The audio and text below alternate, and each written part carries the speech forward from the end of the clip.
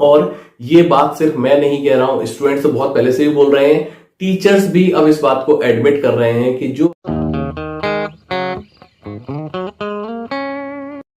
Hello प्यारे बच्चों, I welcome you all to my channel again. I hope आप सब लोग अच्छे होंगे, सेफ एंड हेल्दी होंगे और अपने टर्म 2 की प्रिपरेशन में कोई कमी नहीं छोड़ रहे होंगे। बच्चों, जब से सीबीएसई ने हमारा ये टर्म 1 टर्म 2 का फॉर्मेट इंट्रोड्यूस करा है, तब से ही टर्म 2 के साथ में पार्शियलिटी हो रही है। क्यों हो रही है?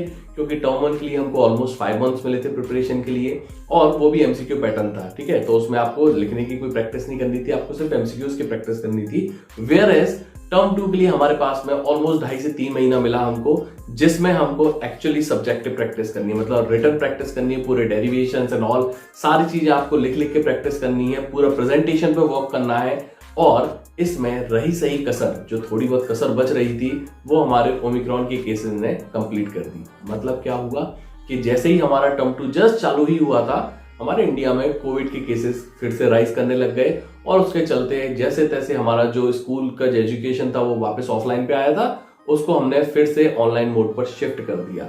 अब दिक्कत ये हो रही है कि हम सारी चीजें ऑनलाइन पढ़ रहे हैं, ठीक है ना, हमारे जो कोर्स है वो भी ऑनलाइन चल रहा है। इनफैक्ट आपको यकीन नहीं होगा कि बहुत सारे स्कूल्स में तो अभी जो प्री बोर्ड्स हैं वो भी ऑनलाइन लिए जा रहे हैं। अब ये कुछ सीन समझ में नहीं आ रहा है भाई, आपकी जब प्री बोर्ड्स ऑनलाइन हो रहे हैं, आपकी स्टडीज ऑनलाइन हो रही है, तो फिर जो आपके पेपर है वो ऑनलाइन क्यों नहीं हो सकते? उसको सब्जेक्टिव मैनर में आप ऑफलाइन कराने पे क्यों उतारू हैं? और अगर उसको ऑफलाइन कराना है तो फिर आपके प्री बोर्ड्स और जो सारी चीजें उसको भी ऑफलाइन कीजिए, सो दैट स्टूडेंट को रियल टच तो आएगा कि हमको इस तरीके से प्रैक्टिस करनी है, इस तरीके से प्रेजेंटेशन करनी है।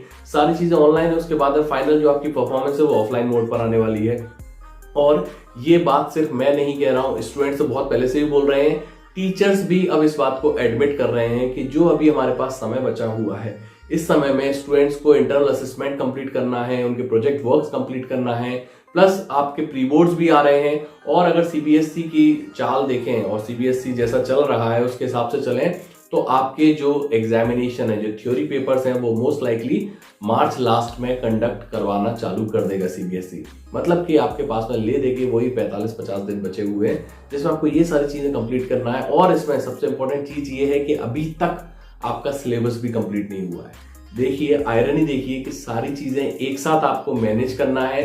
टीचर्स भी इस बात को लेकर काफी टेंशन में है कि इतनी जल्दी ये सारी चीजें टीचर अपने लेवल पे कैसे कंप्लीट करवाएगा और स्टूडेंट अपने लेवल पर कैसे उस चीजों को कोप अप करे। हालांकि वेस्ट बंगाल की जो गवर्नमेंट है, उन्होंने ये घोषणा करी है कि जो 10th और 12th क्लास की प्री बोर्ड्स है वो नहीं ले रही है, और ये स्टूडेंट्स के लिए एक राहत भरी खबर है, क्योंकि एटलीस्ट चलो कहीं से तो वो फ्री हुए स्टूडेंट्स, क्योंकि उनको दूसरे जो प्रोजेक्ट वर्क है, इंटरनल असेसमेंट है, उन सब पे वर्क करना, अपना सिलेबस कंप्लीट करना है। तो एटलीस्ट अब उनको प्री बोर्ड देने की टेंशन नहीं होगी, तो वो ज्यादा फोकस होकर अपनी टर्म 2 की प्रिपरेशन कर पाएंगे। और मैं उम्मीद करता हूँ कि जो दूसरे स्टेट्स हैं वो भी कुछ स्टूडेंट फ्रेंडली कोई डिसीजन लेकर आए, सो दैट स्टूडेंट को ज्यादा टाइम मिल सके अपने टर्म 2 की प्रिपरेशन करने के लिए। और एक बात और मैं आपको बता दूं कि अभी कुछ दिन पहले ही टाइम्स नाउ ने एक सर्वे करवाया था स्टूडेंट्स के ऊपर, उसमें अराउंड 1 लाख स्टूडेंट्स ने पार्टिसिपेट किया था, जिसमें ये पूछा गया था कि आप अपने टर्म 2 का क्या चाहते हैं एग्जाम्स का। तो 72% स्टूडेंट ने बोला था कि वो कैंसिल हो जाए। मैं पहले ही बोल चुका हूं कि बहुत सारे स्टूडेंट्स इस चीज पर डिवाइडेड हैं। ठीक है, कुछ स्टूडेंट्स को लगता है कि हमारे एग्जाम्स कैंसिल हो जाने चाहिए, कुछ को लगता है कि ऑनलाइन मोड पर होना चाहिए, कैंसिल नहीं होना चाहिए पर ऑनलाइन मोड पर होना चाहिए। क्यों? क्योंकि हमारी जो सारी स्टडीज है वो ऑनलाइन मोड पे चल रही है, प्री बोर्ड तक हमारे ऑनलाइन हो रहे हैं, तो फिर हमारे फाइनल एग्जाम ऑनलाइन क्यों नहीं हो सकते? और कुछ स्टूडेंट को लगता है कि नहीं, ऑफलाइन मोड पर ही होना चाहिए।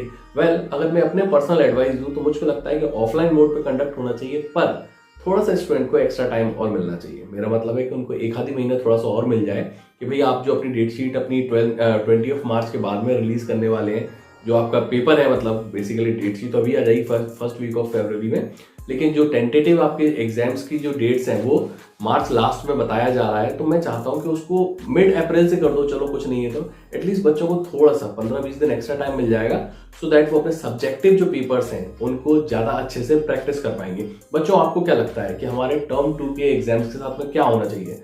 कैंसिल ही कर देना चाहिए या फिर उसको पोस्टपोन करा जा सकता है 15-20 दिन? और किस मोड पे होना चाहिए, ऑनलाइन मोड पे होना चाहिए या ऑफलाइन मोड पर होना चाहिए?